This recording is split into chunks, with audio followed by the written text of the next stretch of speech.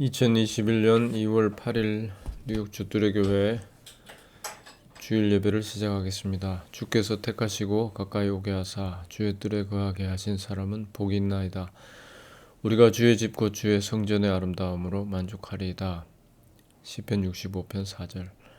492장 찬송 나의 영원하신 기업 1절 부르겠습니다. 나의 영원하신 기업 생명보다 귀하다. 나의 갈 길 다가도록 나와 동행하소서. 주께로 가까이 주께로 가오니 나의 갈 길 다가도록 나와 동행하소서. 하나님의 말씀은 시편 16편 5절입니다. 여호와는 나의 산업과 나의 잔의 소득이시니 나의 분깃을 지키시나이다. 아멘. 소득이라는 단어를 제목으로 잠시 말씀을 생각하겠습니다.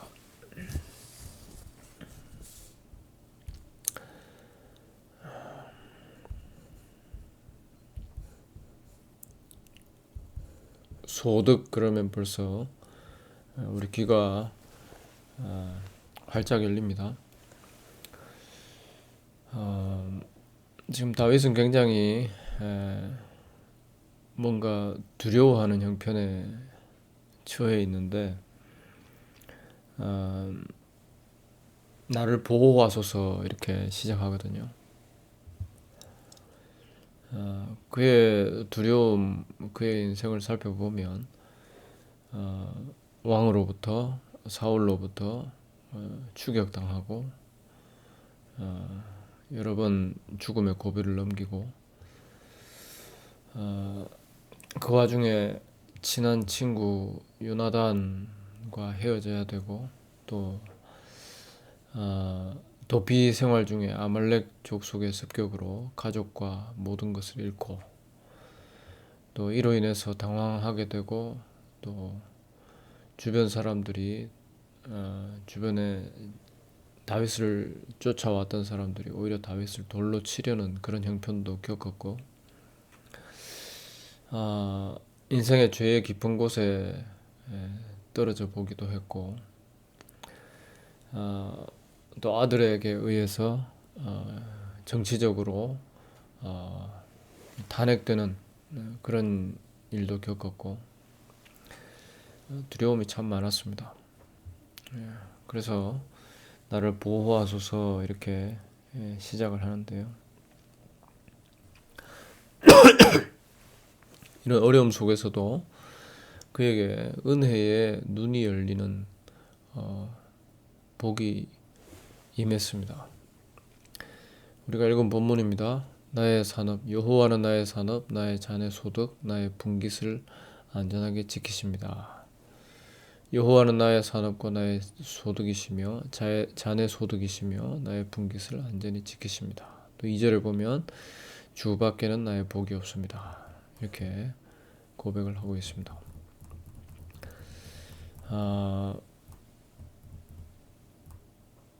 이런 고백이 참 놀라운 고백이죠. 소득 그러면은 우리가 땅, 집, 저축 뭐 이런 거 생각하잖아요. 나의 분깃, 나의 산업, 나의 소유.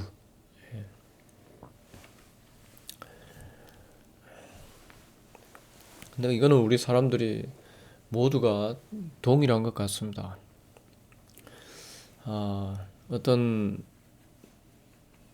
성경 말씀을 잘 전한 사람이 혜성처럼 나타나서 많은 사람의 시선을 끌고 많은 사람들이 은혜 받았다 하고 그렇게 그를 쫓았습니다. 그런데 말년에 가서 보면 다 소득 챙기거든요. 다 소유를 챙기고 그것 때문에 문제가 생기고 이런 모습들을 우리는 뭐 자주 본다가 아니라 어, 교회라고 모이는 모든 곳에 있는 내용입니다.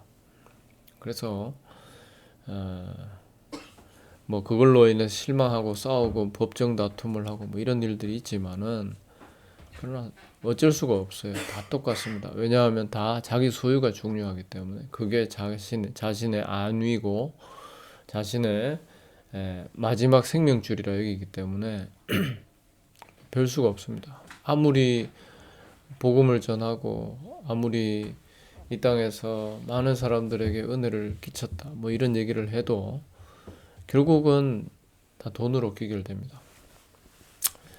돈이 나의 산업이고 나의 자네 소득이고 소유이고 나의 분깃입니다. 이런 고백으로 이렇게 인생 고백이 되고 마무리되는 거죠.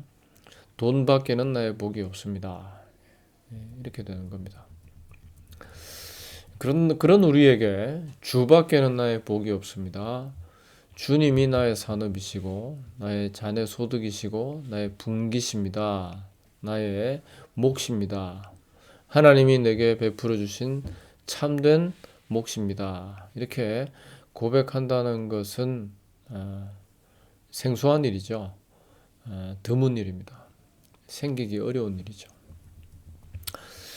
에베소서 1장 18절부터 23절의 말씀 보면 너희 마음 눈을 밝히사 그 부르심의 소망이 무엇이며 성도 안에서 그 기업의 영광의 풍성이 무엇이며 우리에게 베푸신 능력의 지극히 크심이 어떤 것을 알게 하시기를 구하노라. 이렇게 바울이 기도하는 내용이 나오는데요. 사실 이게 참 불가능한 얘기죠.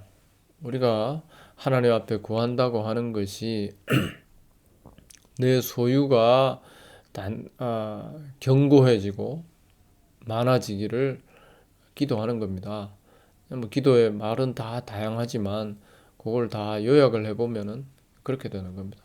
돈 많게 해주세요. 하나님 앞에 기도하면서 나에게 만몬으로 충만케 해주세요. 나에게 귀신으로 충만케 해주세요. 이렇게 기도하는 거거든요. 그게 우리 사람들입니다. 그게 우리 교회들입니다. 그런 우리에게 이 바울의 기도가 나온다는 것은 하나님이 하셔야 되는 거죠. 하나님이 그렇게 만드셔야 된다는 거죠.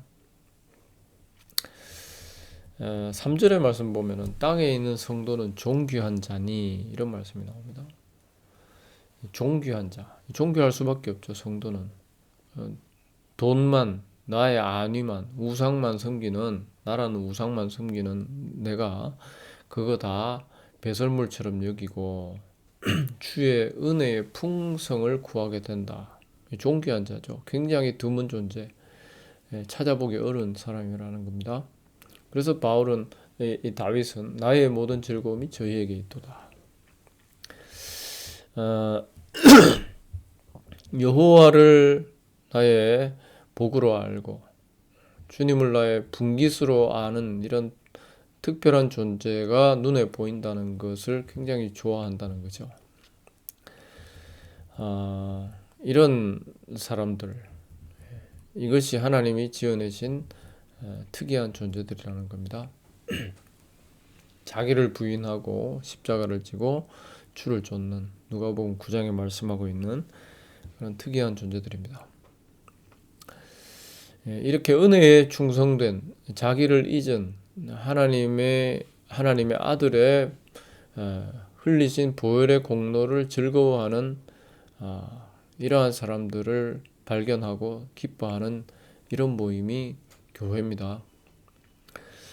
GOAT라는 표현이 있는데요. Greatest of all time. 뭐 스포츠 선수들 중에 아주 특별하게 잘하는 사람들을 가리켜서 GOAT라 하죠. 무하마드 알리 같은 사람, 뭐 오늘날로 치면 축구 선수 메시 같은 사람, GOAT라 그럽니다. 농구 선수 마이클 조단 같은 사람. 이런 사람들은 참 드물죠. 성도는 서로를 발견할 때 마치 고트를 발견한 것처럼 일생에 한번 나올까 말까한 특별한 존재를 발견한 것처럼 기뻐하는 겁니다. 그 말씀이 땅에 있는 성도는 존귀한 자니 나의 모든 즐거움이 저희에게 있도다. 3절에 그런 내용이죠. 은혜로 기뻐하는 특이한 사람들, 참 드문 사람들, 여호와를 나의 소득으로 아는 참 이상한 사람들, 평생 주를 위해서 일했습니다 하지만은 말년에 가가지고 돈 때문에 온갖 문제에 휘말려 있는 그것이 뭐 어떤 사람의 문제가 아니고요. 가만히 보면 우리 모두의 문제입니다.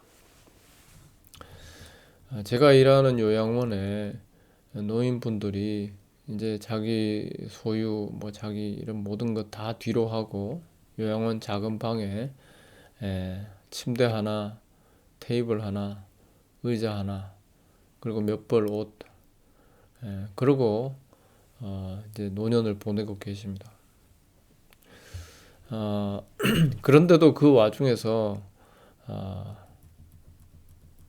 자기 자신이 이 요양원에 들어오기 전에 가졌던 그러한 소유에 여전히 마음이 가 있는 그런 모습들을 얘기하는 것을 종종 듣습니다.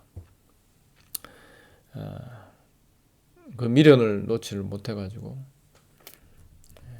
또 그것에 대한 걱정이 앞서가지고 내 돈을 누가 쓴다, 내 돈을 누가 헛되게 낭비한다. 이게 우리 사람들의 모습이죠. 한 줌 재로 돌아가야 될 우리가, 한 줌 흙으로 돌아가는 우리가 이 헛된 것에, 그죠? 이 땅의 소득에, 이 땅의 기업에 마음을 둔 채 거기서 빠져나오지를 못하는,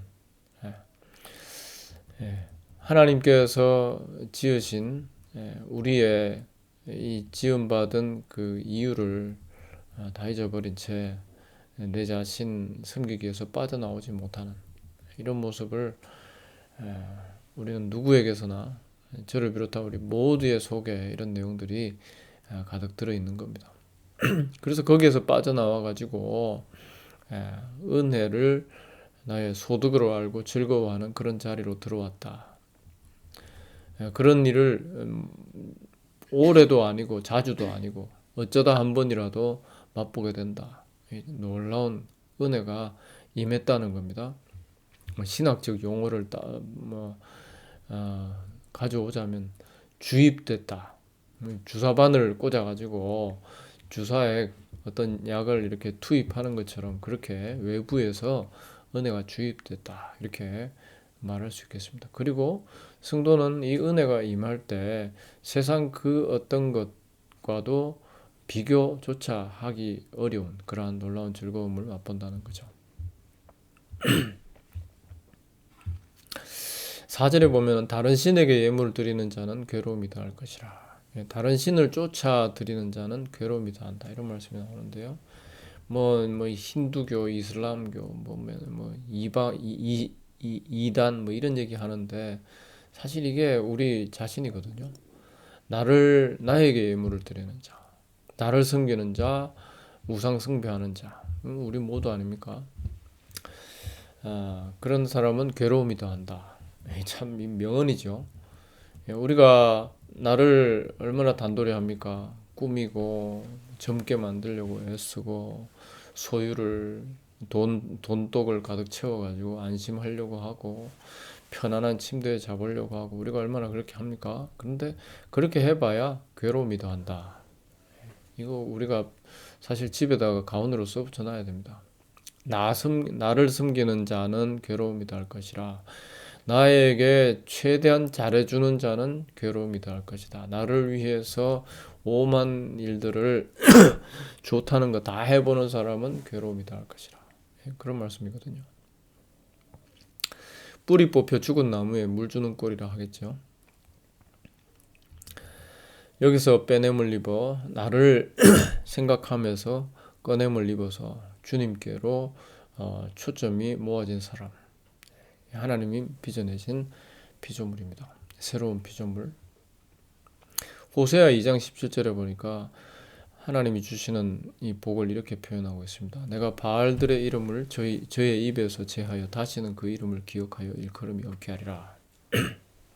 달리 말하면 내가 너의 이름을, 나의 이름을, 저희 인생의 우리들의 이름을 입에서 제하여 다시는 그 이름을 기억하여 일컬음이 없게 하겠다. 우리를 인생을 우상을 완전히 지워버리신다. 성도의 복은 거기에 있습니다. 우리가 누군가 돌아가시면은 비석을 세우고 이름을 기록하고 이렇게 합니다. 근데 하나님께서는 다 제하여 버리신다. 오래 묵은 비석을 가끔 이렇게 묘지에 가서 보면은요, 이 바람에 비에 이렇게 막 또 이끼가 끼고 해가지고 이름이 이 지워져 있는, 잘 안 보이는 그런 경우들을 가끔 봅니다. 사실 그래야 된다는 겁니다. 우리가 내 이름이 또렷하면 그게 저주다. 내 이름이 또렷하고 내 이름을 빛나게 만드는 자체가 괴로움이다. 오늘 이 시편 16편은 이 다윗을 통해서 우리에게 아주 명언을 가져다 주고 있습니다. 6절에 보면은 내게 줄로 지어준 구역은 아름다운 곳에 있으며 나의 기업이 실로 아름답도다.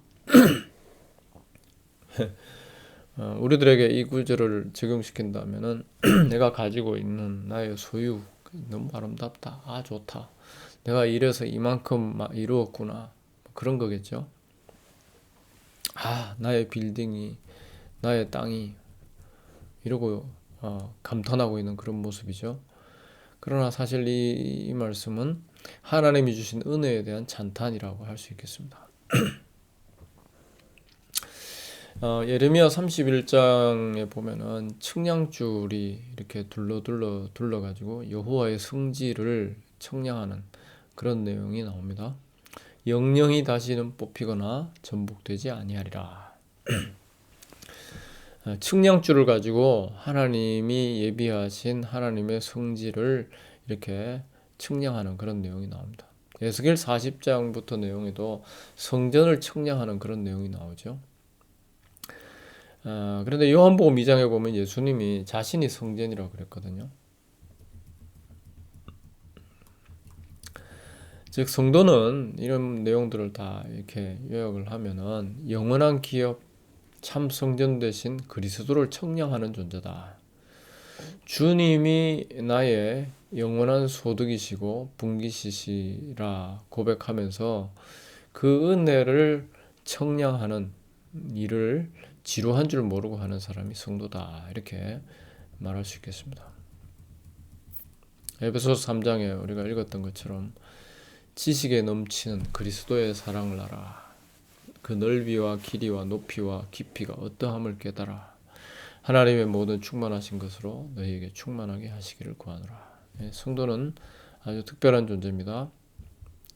내가 2000평, 만평, 몇 채 이런 게 아니라 가졌다 이런 게 아니라 내가 은퇴하면 그런 거 다 줘야 된다 이런 게 아니라 그리스도의 넘치는 은혜를 그 넓이와 길이와 높이와 깊이 그것을 날마다 더 확장해가고 알아가는 또 그 은혜가 나에게 더 풍성히 임하는 것으로 즐거워하는 사람. 그래서 7절에서 다윗은 이런 얘기를 합니다. 나를 훈계하신 여호와를 송축할지라 밤마다 내 심장이 나를 교훈하도다. 밤이라는 시간이요. 노인들 보면은 밤 되면은 몸이 더 가렵고요. 더 아프고 소화도 더 안 되고 잠도 안 오고 우리 사람들이 아프면 다 그렇습니다. 늙으면 그렇게 됩니다. 밤마다 우리의 심장이, 우리의 쇠하여가는 심장이, 우리의 형편이, 우리의 몸이 우리를 교훈합니다. 성도는 이렇게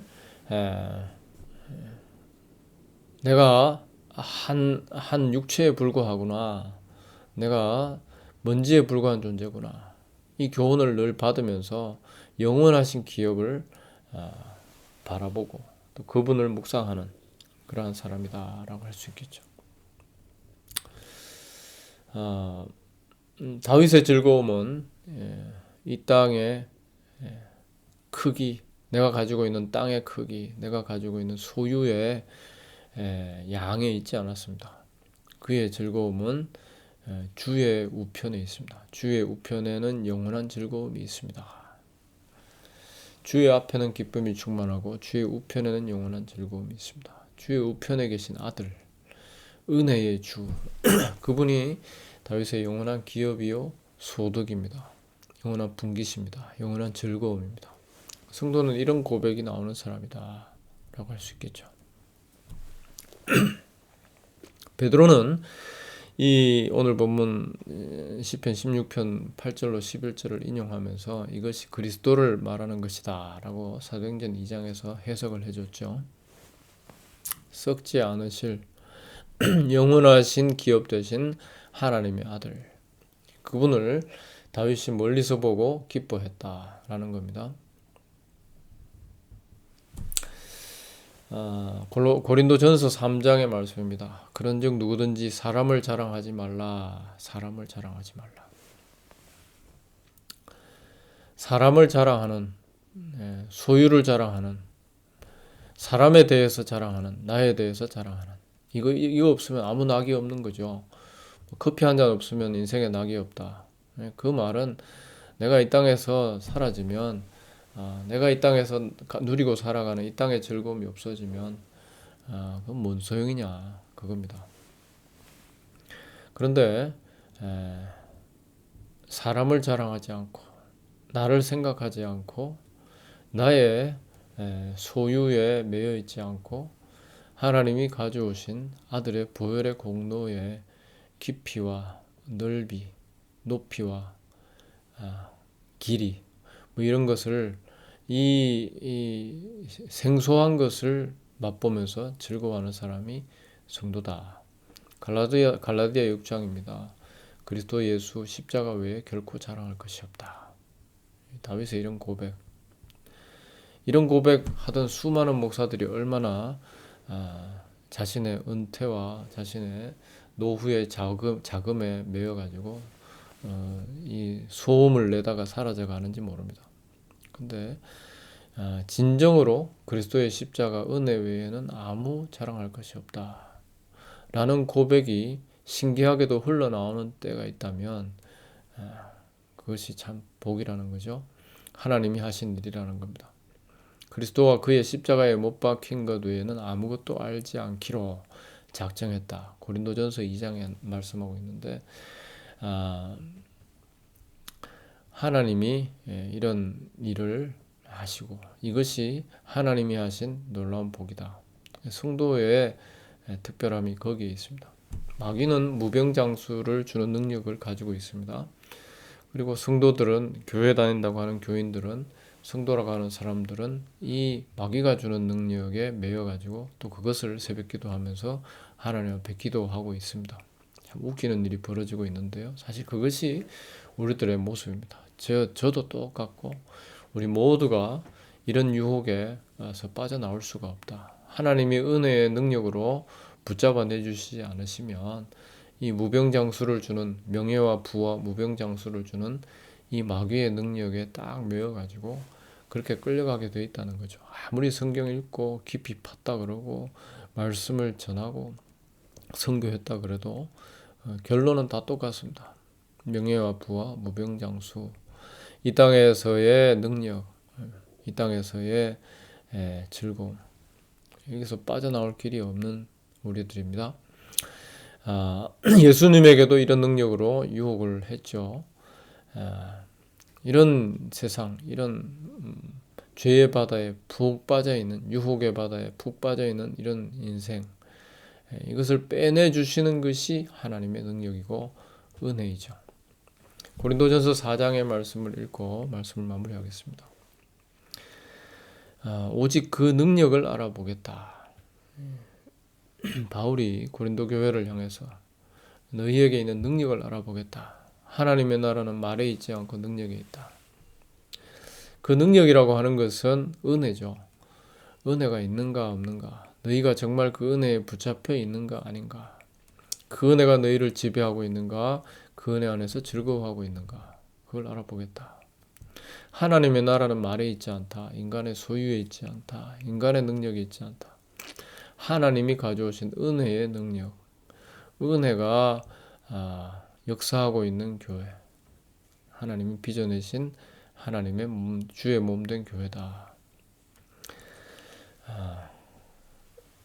이처럼 성도는 자기가 지워짐을 기뻐하는 새로운 능력을 받은 사람, 소득이 나의 통장이 아니라 하나님의 아들, 그 부혈의 공로, 그것이 나의 소득이 된 사람. 성도는 바로 그런 사람입니다. 그래서 나는 날마다 죽는다 라고 고린도전서 15장에서 바울이 나의 자랑은 내가 죽는 것이다 이렇게 얘기를 하고 있습니다.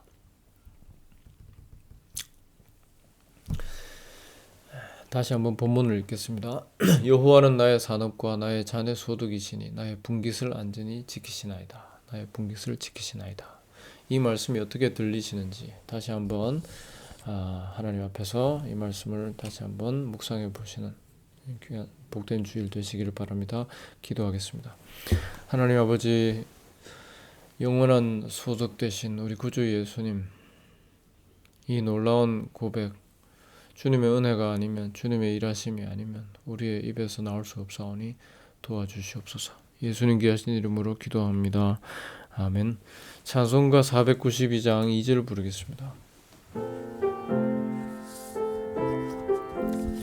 세상 부귀한 일함과 모든 명예 버리고 험한 길을 가는 동안 나와 동행하소서.